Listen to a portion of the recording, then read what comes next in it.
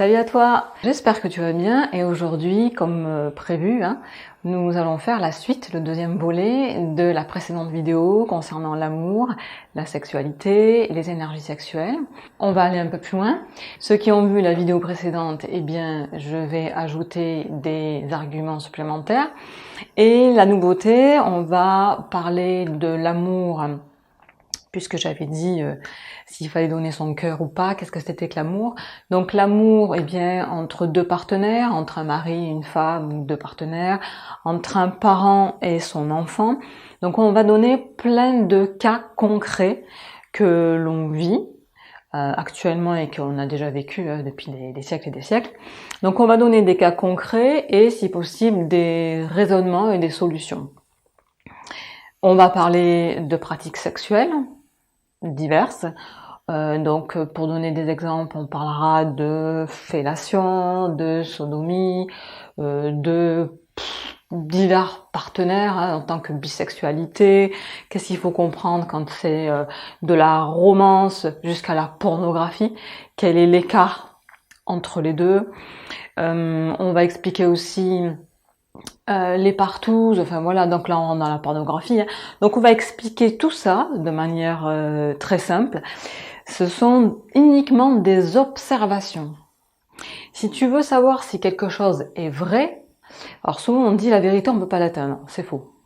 C'est faux, la vérité on peut l'atteindre, bien sûr c'est tout un travail, donc je vous expliquerai, cette vidéo je la ferai, dis-moi quel est ton idéal et je te dirai qui tu es, où t'en es, où tu vas. Voilà. Vous allez en savoir un peu plus aujourd'hui. Donc là, on va expliquer la vérité, c'est si il n'y a aucune contradiction dans ce que tu dis. C'est-à-dire que c'est cohérent, c'est évident. C'est une saine observation. On fera la différence entre observation et critique. Une observation, c'est les faits tels qu'ils sont, sans déformation. Et donc une vérité ne vient pas d'une opinion. D'une opinion et d'une subjectivité.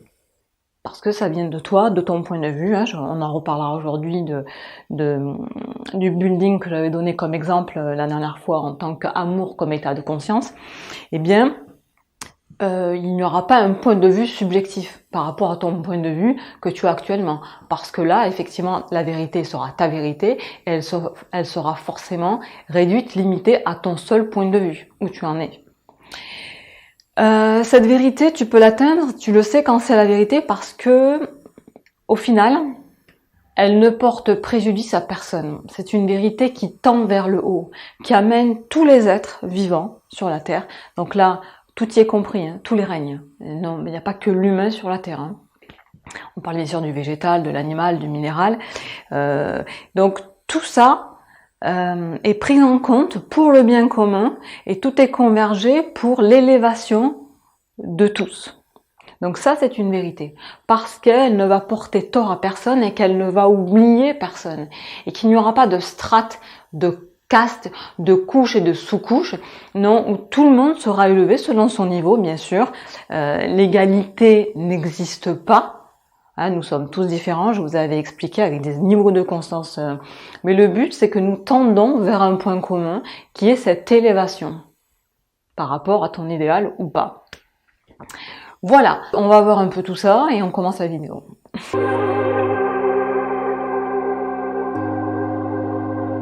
Donc commençons. J'avais parlé la dernière fois de la Bible. Et j'avais commencé avec Adam et Ève. Donc Marc m'avait fait un commentaire de la vidéo, comme quoi, voilà, assez critique, et je lui réponds que pourquoi j'énonce la Bible, parce qu'on a besoin d'un commencement. On est tous nés d'un père et d'une mère, par un acte sexuel.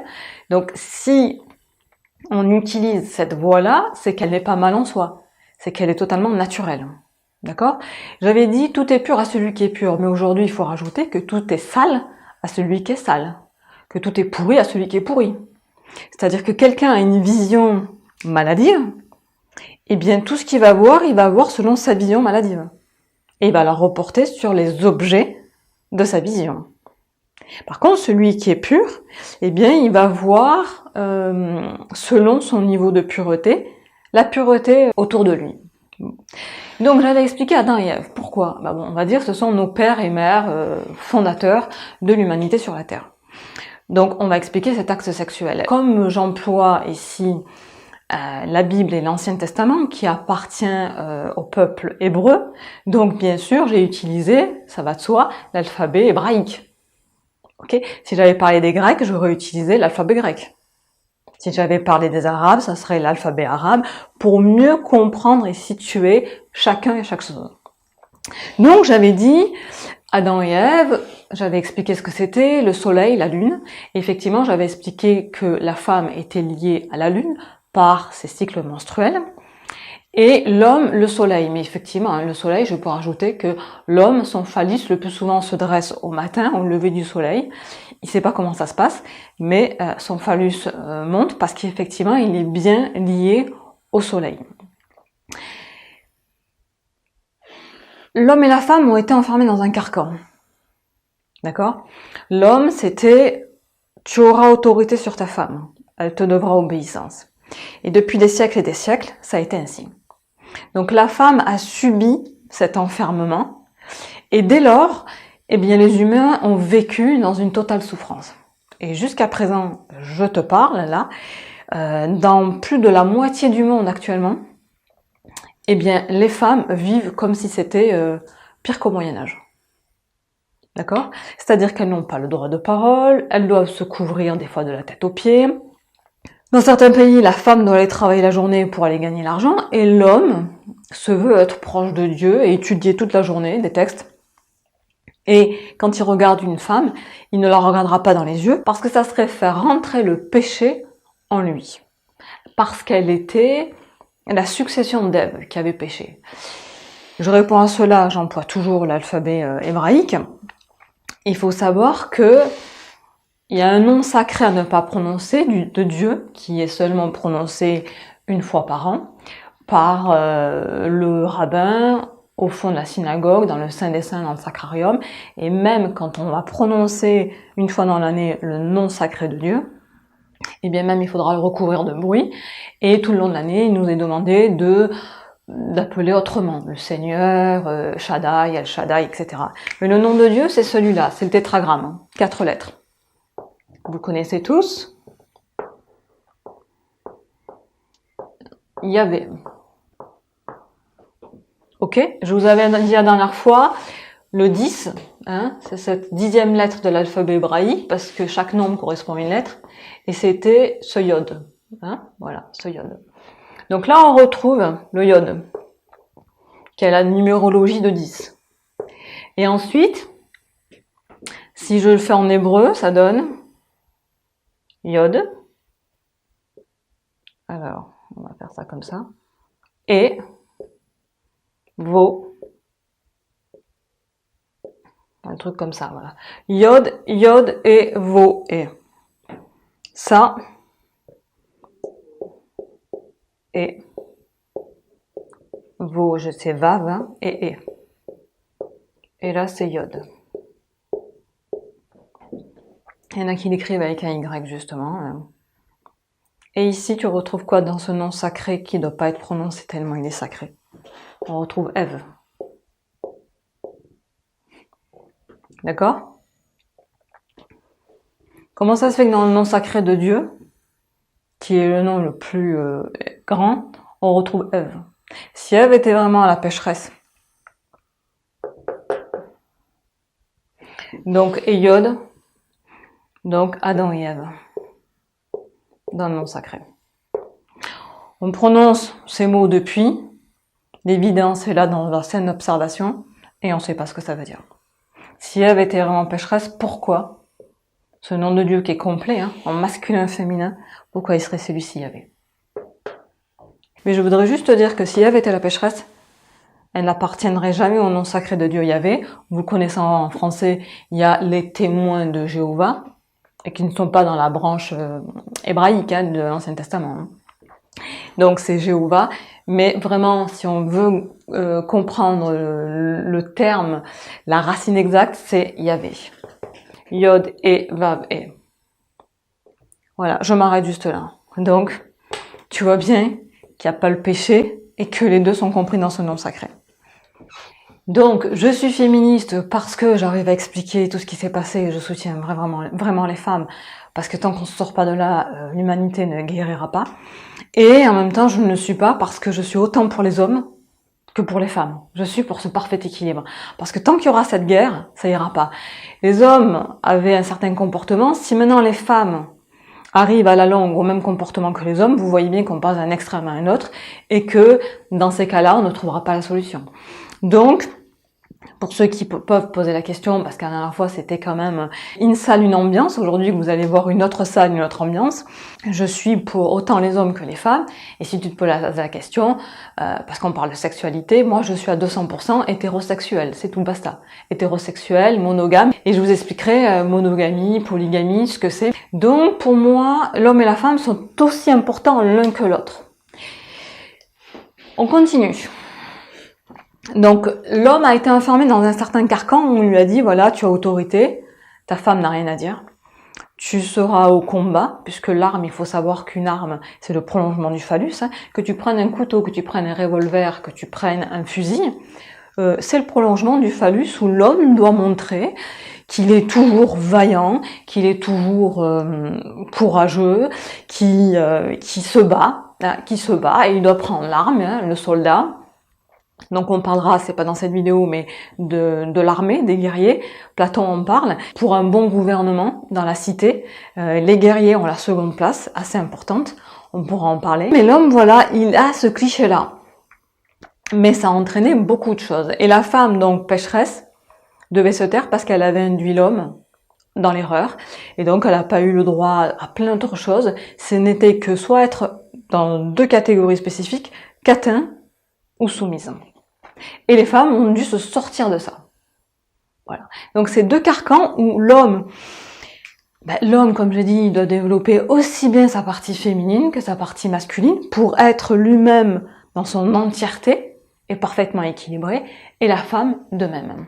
L'homme, pour être un homme, il a besoin d'être comme une femme. Une femme comme un homme, on a besoin de voir quoi dans chacun des deux? On a besoin de voir du calme. On a besoin d'avoir quelqu'un de sensé, quelqu'un de bon, quelqu'un de généreux, d'intelligent, quelqu'un de posé, bienveillant, dans la douceur, mais aussi dans la fermeté, dans le courage, l'audace. Tout ça, on a besoin de le voir chez un homme et chez une femme. Tous les deux ont le droit de parole. Tous les deux sont très importants. Tous les deux sont des âmes qui doivent se compléter. C'est les deux principes en eux, masculin et féminin. Pour ne plus être tributaire, de toujours être à la recherche de sa moitié manquante. Ça, Platon en avait parlé dans le mythe de l'androgyne. À la base, il y avait le mâle, la femelle, et puis une troisième catégorie qui était l'androgyne, qui ressemblait à une boule avec 4 bras, 4 jambes, 2 têtes. Et les dieux, voyant le danger de l'androgyne, les a coupés en deux. Et éternellement, ensuite, ils se sont recherchés l'un l'autre pour pouvoir se compléter à travers leur moitié manquante. C'est un mythe, qui relate à peu près ça, mais c'est un mythe qui est une réalité à l'intérieur que tu dois faire, je l'ai expliqué dans la vidéo précédente. La femme actuellement dans le monde, alors soit c'est toute couverte, de la tête aux pieds, soit c'est le petit string, rien du tout. Voilà.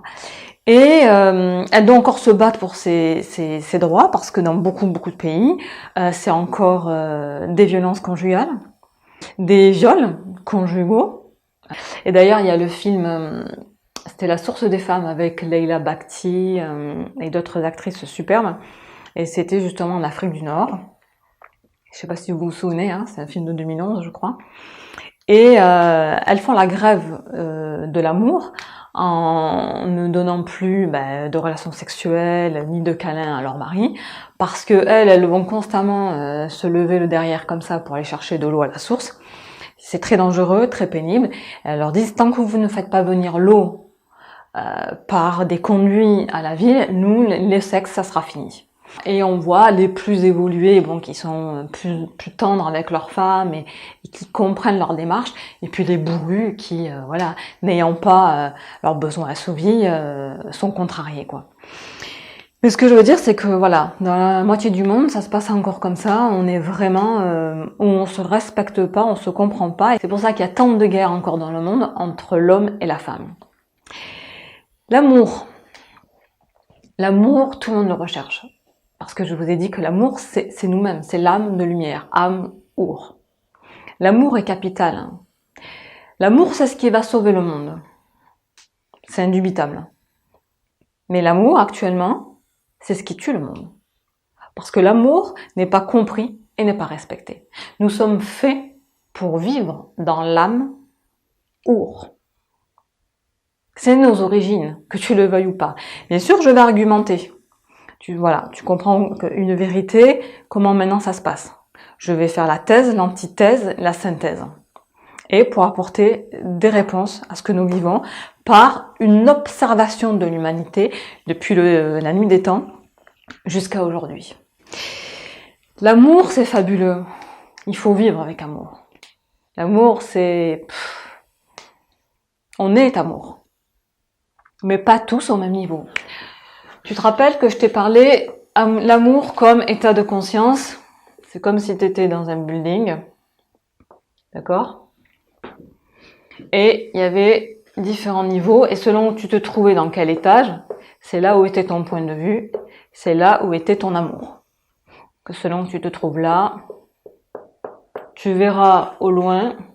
Imagine que quand même tout est fermé. C'est-à-dire que si tu vois... T'as pas ton champ d'horizon est limité à l'étage dans lequel tu te trouves, ok? Donc en fait, tu ne pourras que voir ici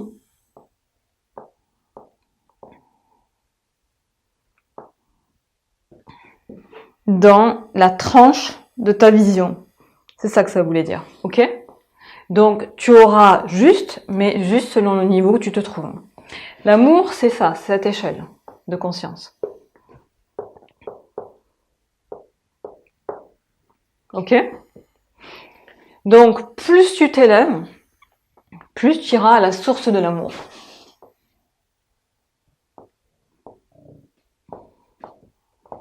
Qui est celui qui peut tous nous sauver. Ok? Donc, amour comme état de conscience. J'espère que tu vois. Selon le reflet. Ouais. Amour comme état de conscience, ok.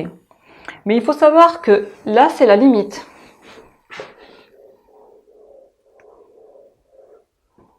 Ok, la limite de ta conscience. Ensuite, tu vas tomber dans l'inconscient et le subconscient. Ok? Donc ici, je mets inconscient.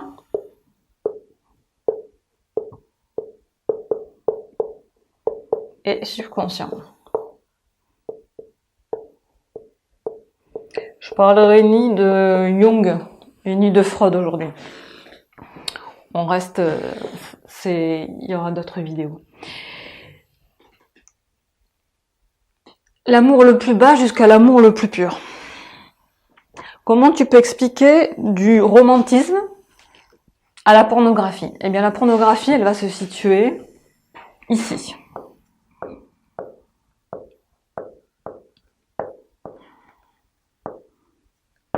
On va descendre, ça va plus être de l'amour là. Ça va être... C'est pas lumineux, c'est pas l'âme de lumière. C'est l'âme humaine qui descend dans des strates qui n'a plus rien à voir avec l'amour. Ça commence à devenir bestial. D'ailleurs, on dit « je suis une bête de sexe ».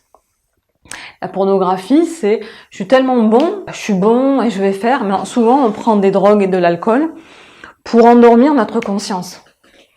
Pour dépasser ce seuil. Parce que notre conscience va nous déranger. Parce que notre conscience va nous dire que c'est pas ça. Donc on va prendre de la drogue, on va prendre de l'alcool. Pour endormir cette conscience et arriver dans ces strates de l'inconscient et du subconscient. Pour se mettre dans des états seconds. Afin de pratiquer un sexe qui est contre nature. Où on appelle en nous des forces bestiales. C'est comment on va considérer le corps de manière la plus vile possible et faire ses pratiques. Quelqu'un va dire non, je suis extrêmement bon. Non, en fait, tu vas pas être extrêmement bon parce qu'en fait, Dis-toi que tu es maître d'une chose, tu es très bon dans une chose quand tu la maîtrises, quand tu as le contrôle. Là, tu maîtrises plus rien. C'est cette énergie que tu as, elle va t'obséder. C'est elle qui va vivre en toi. Vous avez le schéma là? Je vais juste effacer ça. Voilà.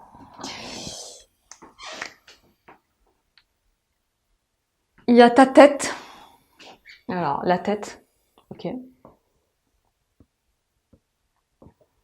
Le cœur ici. Le sexe ici. D'accord?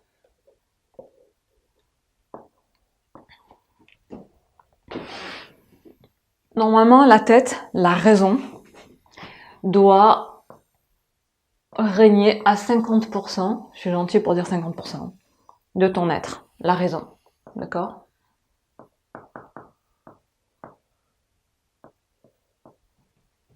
À 30%, le cœur.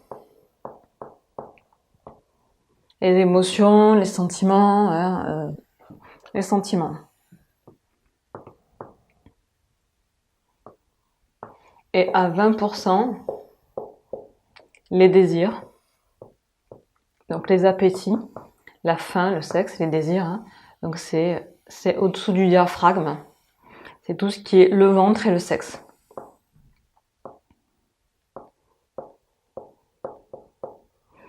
Les désirs, à 20%. Pour qu'un être humain soit parfaitement équilibré, il doit avoir 50% de raison, 30% de sentiments et 20% répondre à ses désirs. Ce qui se passe ici, dans l'inconscient subconscient, c'est que l'être, il croit que il est bon, il est fort, il est libre. Mais non, non, non, c'est ce corps-là, ce qu'on appelle ça des régions, des corps, le corps de la raison, le corps des sentiments, le corps des désirs. Cette partie-là n'a plus 20% en lui. À ce moment-là, là, hein, ça, il va y penser de 70 à 80%. Les sentiments, en fait, il est complètement démonté, hein, et la raison, elle n'y meut plus. Alors, il faut se méfier ceux qui font des études. Ils sont vraiment pas à l'abri, hein, les diplômés, parce qu'en général, en Inde, on appelle Shiva l'intellect. Il est constructeur ou destructeur. Plus tu vas être dans les études, l'intellect, lui, il veut la sagesse. Pour Platon, ce qui est plus haut pour lui, c'est l'intellect où régit l'intuition et qui est vraiment la source première de connaissance indéfectible pour l'âme. Mais là, moi, ce que je parle, je ne vais même pas parler de ça. Donc, si tu procèdes pas de cette manière-là, la personne, elle se croit forte, mais il n'y a plus rien. Cet intellect, il veut vraiment la sagesse. Il veut vraiment avoir une intuition pour remonter, puisque c'est lui qui a les plus grandes capacités. Donc c'est lui qui aura cette capacité à nous élever vers le haut. Alors je vais pas en parler aujourd'hui, mais il faut faire gaffe que quand tu fais des études, tu peux détraquer des cellules de ton cerveau parce qu'elles te réclament une certaine nourriture qui est liée à l'élévation de l'âme et du bien commun. Tu vas me dire oui, mais je suis médecin, je fais ça pour le bien des autres, tout ça. Oui, si tu veux, mais tu verras que l'évolution qu'on est mené à avoir, là où elle va nous mener. Donc il faut que tu fasses gaffe parce que t'es pas à l'abri de tomber dans ces pièges-là. Plus tu vas vouloir être important ici. Donc diplômer quelqu'un d'important pour acquérir un pouvoir, pour avoir plus d'argent. Eh bien, ça va te mener à un manque. Parce que tu vas croire que tu es quelqu'un de très important avec du pouvoir, de l'argent, de la notoriété, et ça va entraîner en toi quelque chose d'assez destructeur. Et tu vas vouloir, comme c'est un manque, tu vas vouloir combler par des actes sexuels pour te croire encore plus fort. Donc j'avais parlé de l'être humain, qu'il se passe quelque chose au niveau du sexe quand tu l'appliques, au niveau de ton cerveau. Effectivement. J'avais parlé de la colonne vertébrale, de la moelle épinière, hein, de ce serpent-là, de la voie du milieu. Et tu as des rapports sexuels Et je t'avais dit, ça reste majoritairement ici, ça s'élève un peu dans le cœur et pas du tout ici. Ce qu'il y a, c'est que aujourd'hui, je vais te dire que la force sexuelle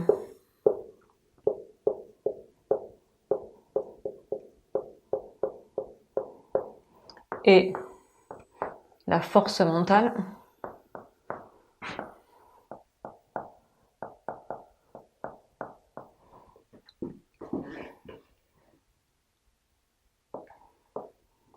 sont une seule et même force. Je vais mieux faire. Sont une seule et même force. Je t'ai dit, on a peu de vie. On croit qu'on a une vie, mais on est dans une vitalité. Si tu comprends cette énergie, je t'ai dit, tu seras de plus en plus vivant, vivant, vivant. À l'heure actuelle, on sait que l'être humain n'utilise que 10% de ses capacités mentales. Que 10%. Alors qu'est-ce que ça donne si on a les 90% restants qui ne sont pas développés? Donc quand je te dis par une autre façon de voir les choses, de faire et d'être, pour devenir un humain véritable, où il te manque dans ton cerveau les 90 autres % de capacité. C'est dû à quoi? C'est bien dû que cette énergie sexuelle à l'heure actuelle, et depuis la nuit des temps, n'est pas comprise. Puisque je t'ai dit, dans cet acte, on a le mouvement, donc l'acte, par l'humain, mouvement, chaleur, mais c'est la chaleur du cœur, mais c'est pas vrai, c'est ici, mouvement, acte, chaleur.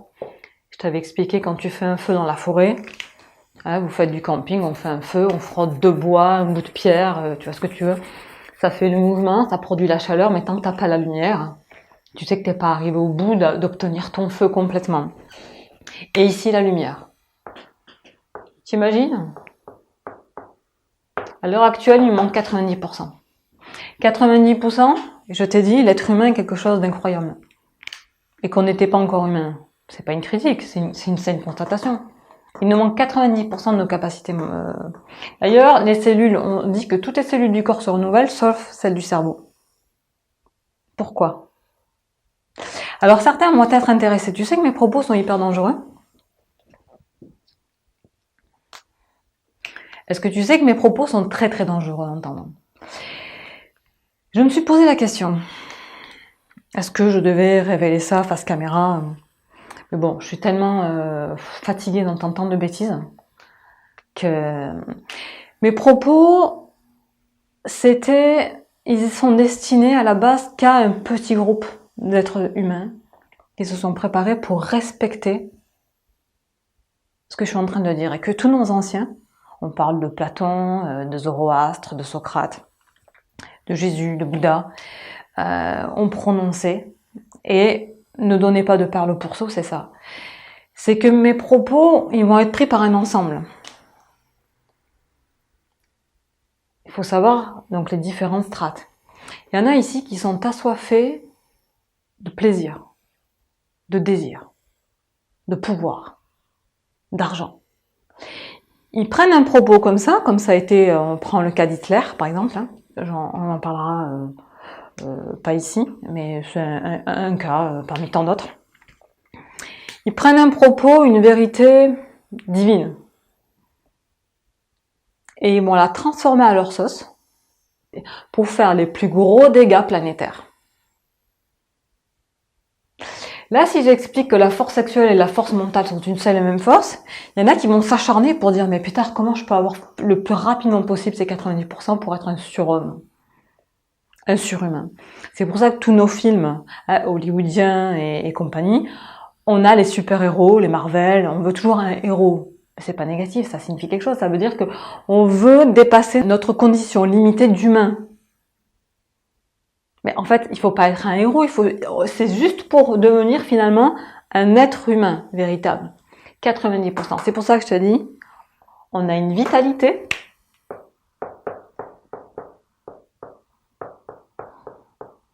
différente de la vraie vie que nous devrions mener.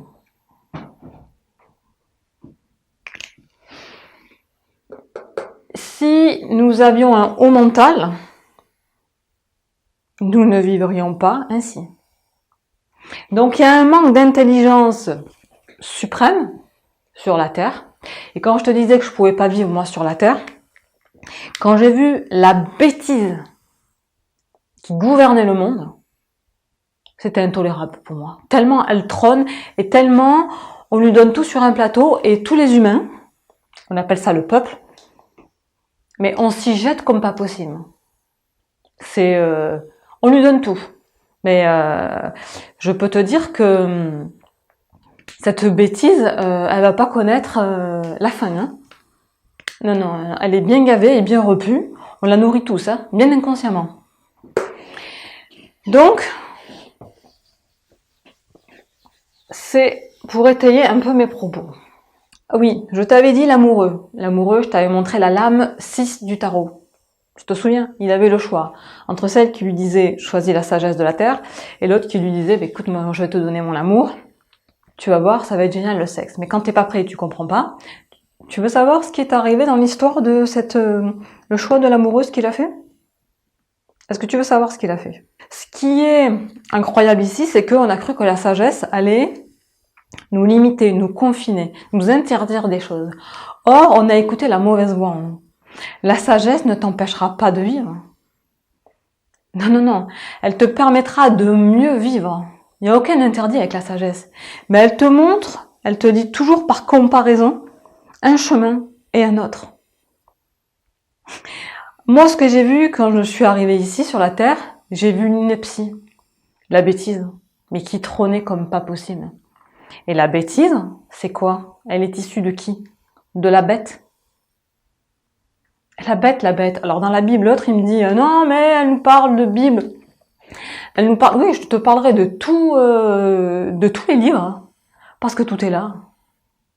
Et parce que la religion à la base elle est saine. C'est ce qui devait nous relier, religarer, nous relier de la terre au ciel, relier en nous les pieds et la tête. C'était une reliance. On est tous reliés les uns les autres. Mais elle n'a pas fait son job, c'est-à-dire qu'à la base tout est pur, et puis après, c'est compris par chacun là où est son niveau. Et puis c'est Babel. Chacun va dire selon son entendement, limité du moment, et chacun va faire sa traduction, erronée, vraie pour lui, mais pas dans son ensemble, dans sa grandeur qui englobe tous les êtres, et ça a fait un charabia de pas possible où chacun va interpréter à sa sauce et la catastrophe des catastrophes est là. Donc il n'y a plus aucune reliance, il y a chacun à son point de vue pour une saine et majestueuse division. C'est génial, non? Donc, la bête, c'était ça. Hein, 666, je vous l'expliquerai si vous voulez. Donc, on a ceci. L'amoureux, c'était la lame 6. Il chemine un peu, et voilà le choix qu'il a fait. La lame 15. D'accord? Donc 15, c'est 1 plus 5. En numérologie, je t'avais déjà expliqué ça. 1 plus 5 égale 6. Donc on va dans la 60. 60. Mais 666, ça veut dire que dans tes 3 régions, de la tête, du cœur, du sexe, il y aura ce choix de l'amoureux, qui était du libre arbitre, 6, mais tu as fait le mauvais choix. La lame 6, c'est... Je vais te mettre en plus grand, sur l'écran. C'est le diable. Voilà notre amoureux, il a fait son choix, et maintenant, au lieu d'être libre, par la voie sexuelle, il est enchaîné. Tu vois que ce diable-là, il est hermaphrodite. Il a des seins, voilà, hein, il a son épée, mais il a assujetti au-delà, l'homme et la femme. Donc quand tu as ton libre arbitre mais que tu n'as pas la sagesse, parce que ça va te limiter, alors que non, elle va t'apporter l'issue et la liberté, eh bien tu vas être enchaîné, et c'est ce qu'on a à l'heure actuelle. Un enchaînement d'êtres humains qui est esclave. Celui qui se trouve au sous-sol, là, que je t'ai expliqué, il est là. Il croit qu'il est maître. Il croit qu'il maîtrise tout ça. Non, non. Il est complètement esclave. Et il veut nous faire croire qu'il est libre de son corps. Parce que s'il était vraiment libre de son corps, il aurait compris ce qu'il est. Dans un grand respect. Mais ce qu'il y a, c'est que ce qui nous conduit dans le juste, j'arrête là, comment arriver à cet amour sans plonger dans ça? C'est le beau. Ce que Platon dit dans la théorie des idées, la théorie des formes, mais moi je préfère des idées, c'est que c'est la beauté qui nous permet de nous élever. Pourquoi les hommes cherchent tant la beauté des femmes? Et les femmes tentent à incarner la beauté.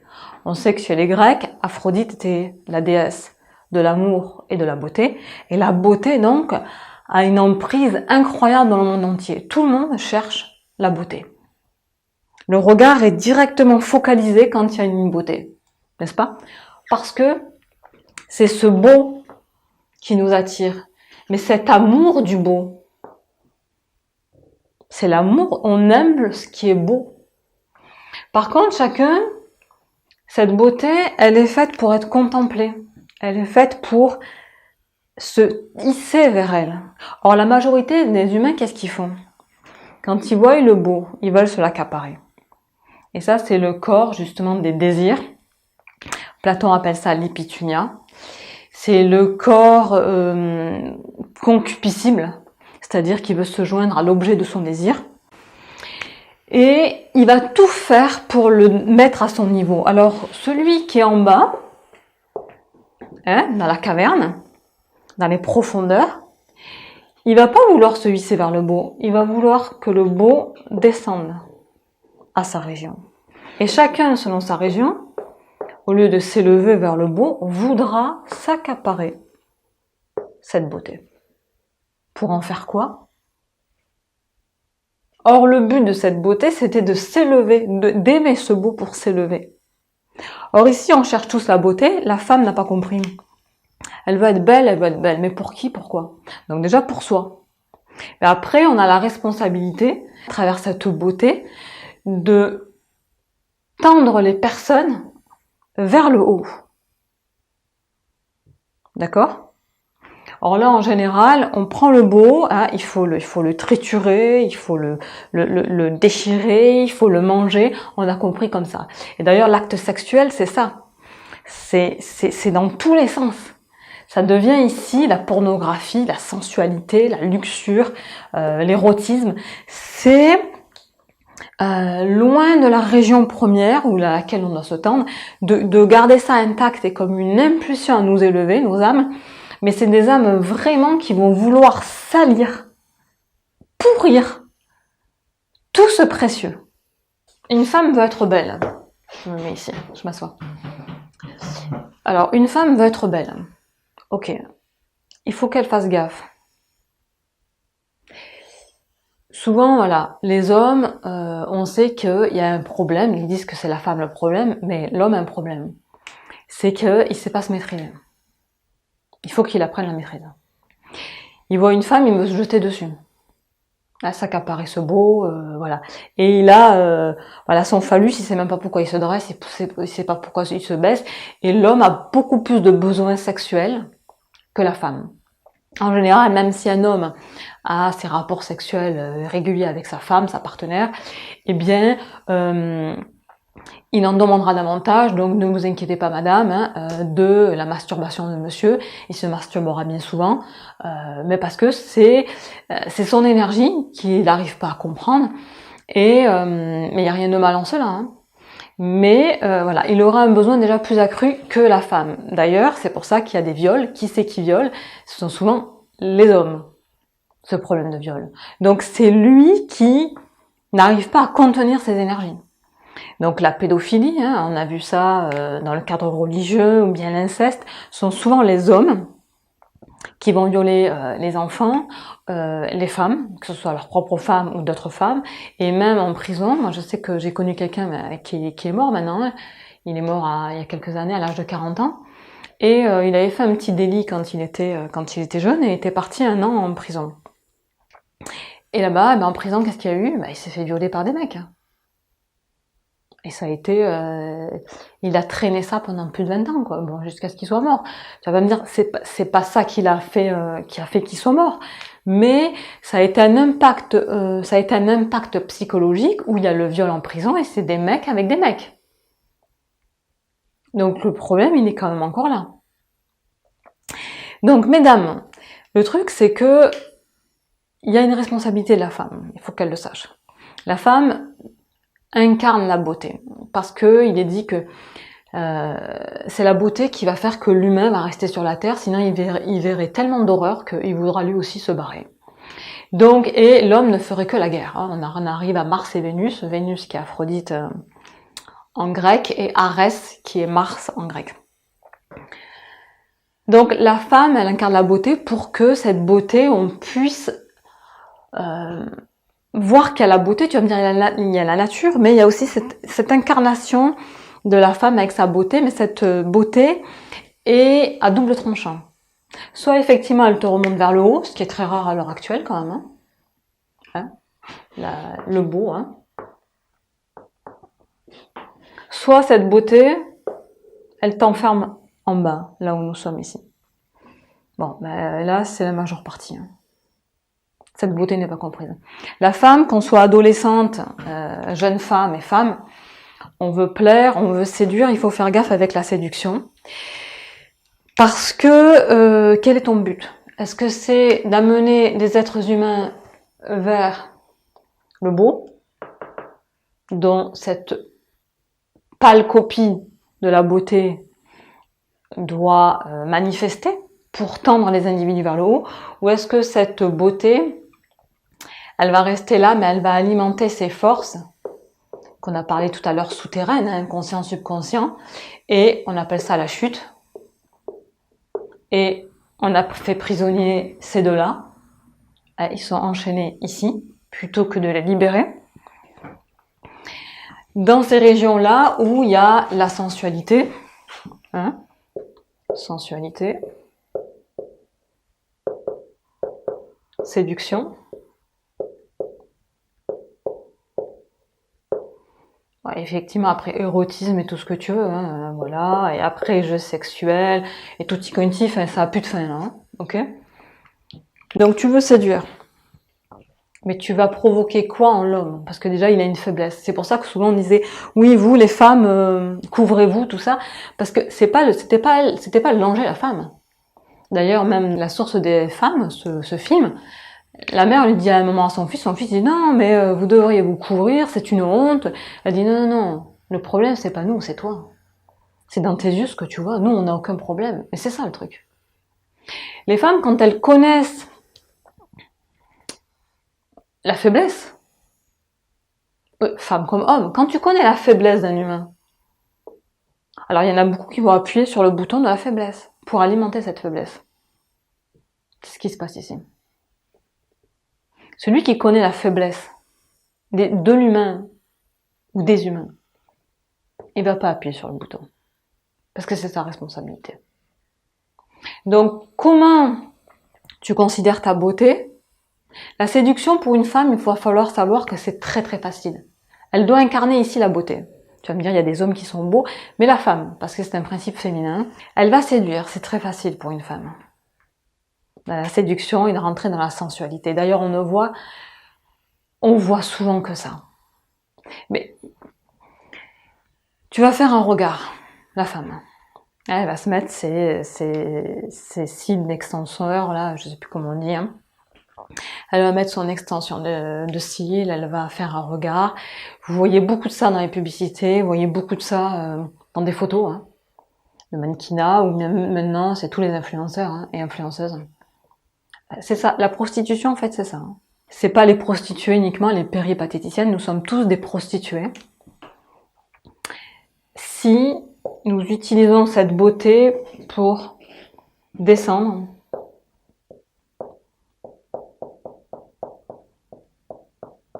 le corps, l'âme, maintenant qu'à cette région et à cette région. Donc la femme, la manière dont elle va s'habiller, elle va parler, elle va se présenter, connaissant la faiblesse de l'être humain, et de l'homme, elle en a la plénière responsabilité. Donc souvent, moi, quand je vois des youtubeuses ou youtubeurs, des influenceurs sur Instagram ou sur...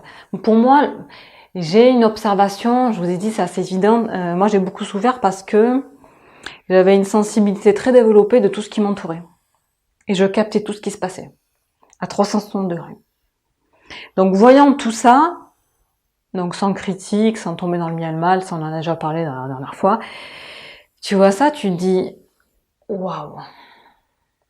En 4 générations, on pourrait redresser la barre et toute l'humanité en un siècle, bon nombre de problèmes seraient résolus. Mais comment cela se fait-il qu'on traîne ça depuis des millénaires? Parce que ne crois pas qu'on a changé. Hein. Si tu lis Platon, il y a moins de 2400 ans, là, on en est exactement au même point. Platon nous parle dans ses dialogues, il en a fait à peu près 35, hein, dans ses lettres, et dans 2400 ans après. Oh les gars, on n'a pas bougé. Tu vas me dire, si, regarde, on a une espérance de vie plus grande, la technologie, on l'a développée, oui, on est... Non. Ok, mais tu vas voir que la science, même là où on en est, il nous reste 90% à développer. Et dans l'avenir, on guérira, la médecine sera différente. Parce qu'on va développer des centres en nous, et je t'avais parlé des Atlantes. Alors les Atlantes, t'inquiète pas, je reviens sur ça. Hein. Mais je te dis, c'est un pêle-mêle où... les Atlantes, est-ce que je ne fais pas des hypostases? C'est-à-dire que je fais d'un concept, d'un mythe, une réalité, et j'affirme, moi Myriam, que les Atlantes ont existé. Donc Platon, on parle déjà de ce mythe de l'Atlantide. Est-ce que je rends pas ce mythe réel? Mais qui en a la preuve, effectivement? Je vais pas attendre que la science nous mette un truc, hein. Non. Il y a un savoir qui ne s'apprend pas. C'est des réminiscences, et plus t'es proche de ton âme, l'âme a différents noms. D'ailleurs, je vous le marque ici. Retiens que ça. Moi, je les appelle ainsi, mais voilà, les lois et les faits. Sache que dans le monde, dans notre univers, il y a très peu de principes. Il y a quelques lois. Il y a énormément de faits. Si tu prends tous ces faits, ils sont multiples, hétéroclites, contradictoires. Mais en fait, ils répondent à quelques lois et il y a très peu de principes. L'âme a différents noms, hein, dont la mémoire. J'avais parlé de l'eau, de la vie, de l'amour. Ça s'appelle l'âme, l'âme de lumière. Mais elle fait partie d'un principe et elle a cette capacité de mémoire. Donc plus tu es proche de ton âme, plus tu as de mémoire. Mais de mémoire de tous les temps. Bref, donc l'Atlantide, j'ai pas le temps qui va faire les découvertes de mon vivant ou après. Effectivement, ça tient qu'à moi, mais heureusement pour moi qu'il est resté quand même des constructions d'Égypte, hein, parce que sinon on n'aurait jamais cru. Hein. On est encore en train de se poser, mais comment ont-ils fait pour monter ces pyramides, hein? Donc pour les Atlantes, c'est la même chose. Tu crois pas. On aura, voilà, il y aura les preuves scientifiques, ils vont trouver, hein, ne vous inquiétez pas. Ils trouveront le moment venu les ruines sous l'océan. Et mais voilà, d'ici là, voilà, j'ai pas le temps. Là, donc, il ne tient qu'à nous parce que on a ce phénomène de destruction, d'autodestruction. Et tu sais pourquoi l'être humain, il y a tant de guerres et tant de drogue et d'alcool où on s'autodétruit? Et il y a cette violence même au sein de la famille, on n'arrive pas à se protéger, à s'aimer vraiment les uns les autres, à trouver un terrain de confiance. Est-ce que tu sais pourquoi? C'est toujours par rapport à cette énergie sexuelle, cette base qui n'est pas comprise. Et tout après va être dénaturé. Donc la beauté doit nous tendre vers le haut. Mesdames, on a la responsabilité. Par rapport, moi quand je vois des personnes, des youtubeuses, des influenceuses, surtout la femme, c'est super de se mettre en string, de montrer toujours les seins, etc. Mais il faut savoir que il y a une tendance angélique en nous et une tendance animale. Mais c'est pire que l'animal. Quand on descend dans ces régions, quand j'ai dit la bête, même les animaux font pas ça. Donc il y a effectivement, on se croit pour des animaux, où on a cette tendance à saillir, hein, comme une jument, un cheval qui monte derrière une jument pour la saillir, ça veut dire lui monter dessus pour avoir un rapport sexuel, eh bien l'homme veut, dans ces régions-là, au lieu de développer la partie supérieure en lui, pour être un être supérieur, il reste que dans cet état bestial. Voilà. C'est pour ça qu'on parle donc de la sodomie. La sodomie, c'est ça, c'est tu montes une jument. D'ailleurs, souvent on dit dans les rapports, je suis une bête de sexe, je vais la monter, je vais la démonter, je vais, voilà comment est considérée la femme. Et on prend ça comme un amour. Non, on sait très bien que, et en général même, quand on se met sous l'emprise de l'alcool et de la drogue dans ça, on va dans des lieux un peu lugubres. On n'est pas sur la place publique en train de le faire, c'est en plein jour. On est dans un lieu bien précis. C'est pas très beau, quoi. Donc, cette beauté, si tu te mets dans ça, les humains ne sont pas prêts. Ils vont vouloir la laisser dans cette région et plutôt que de la préserver comme quelque chose de magnifique qui leur apporte une respiration pour pouvoir continuer à travailler sur eux, à s'améliorer. Non, le plus possible, c'est s'accaparer cette beauté et la manger, quoi. La manger, la dévorer, parce que c'est tellement beau. C'est pour ça qu'on veut des nanas sublimes, on veut... Mais quand t'es ça, tu manifestes quoi? T'amènes l'humanité où? Voilà, alors tu montes tes seins, mais c'est ça, c'est l'animal, là c'est la vache. La vache laitière, les gros seins, pourquoi maintenant on veut des grosses fesses? Parce que c'est à l'état animal. Donc quand tu veux manifester ça parce qu'il y a la mode, non mais ces modes elles sont formidables. Maintenant la mode, l'autre elle est en train de se faire dégonfler ses fesses. Je vais pas la nommer, Elle est en train de... Parce qu'on vous prend pour des abrutis. Un jour c'est ça, et puis un jour c'est ça. Un jour c'est bien, un jour c'est pas bien. Un jour, voilà, c'est pour ça que je vous dis, je suis au-delà du bien et du mal. Un jour on donne des cigarettes à nos soldats pendant la guerre. Et puis aujourd'hui, ça va être interdit, il va monter à 15 € le paquet. Un jour, tu vas dans des discounts, des magasins de discount parce que c'est moins cher, c'est très très mal vu. Tu es le pauvré de la société. Et aujourd'hui, maintenant, avec l'inflation, tout ça, il faut y aller. Un jour, tous les produits de seconde main, tout ce qui est friperie, tout ça, c'était inconcevable parce que c'était pour les ploucs. Maintenant, c'est vu comme quelque chose d'extraordinaire avec Vintage et compagnie. Maintenant, c'est bien. Un jour, c'est ça, un jour, c'est ça. C'est ça, ce bien et ce mal. En fait, regarde, il s'envoie la balle. Voilà, il se renvoie la balle. Tiens, on s'amuse. Voilà, il s'amuse. Un jour, c'est ça, un jour, c'est bien, un jour, c'est mal. Un jour, c'est ça, 100 ans plus tard, c'est mal. Mais ce bien absolu dont je parlais, là, cette fois de la neutralité, la colonne vertébrale. Je vous avais expliqué l'androgynie. Mais c'est ça. C'est, quand je te dis ni bien ni mal, ça veut pas dire qu'il faut pas tendre vers un bien, mais vers cette androgynie, le bien absolu. Où tu as appris, je vais mettre le bien absolu, où tu as appris du bien et du mal, c'était des leçons de vie pour en arriver là, et pour te hisser vers le haut. Donc, pour une femme, c'est hyper facile à séduire. Moi, par exemple, je prends mon cas, j'ai la responsabilité. Si je dis une parole, si je fais un regard, il y a beaucoup de vidéos de make-up, où la nana elle va te montrer son make-up, et puis elle va te faire des regards sulfureux, tout ça, voilà, et puis des habits, et puis montrer, c'est hyper, ça, il n'y a pas plus facile à faire, tout le monde peut le faire. Tout le monde peut le faire. Le plus dur, c'est pas qu'on a suivre une mode qui veut rien dire,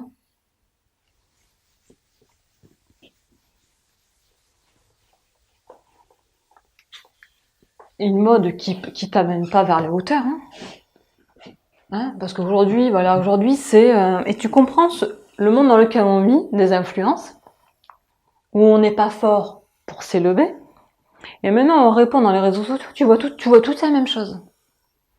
Je parlais d'amour, tu veux être liké, tu veux être reconnu, tu veux avoir les honneurs.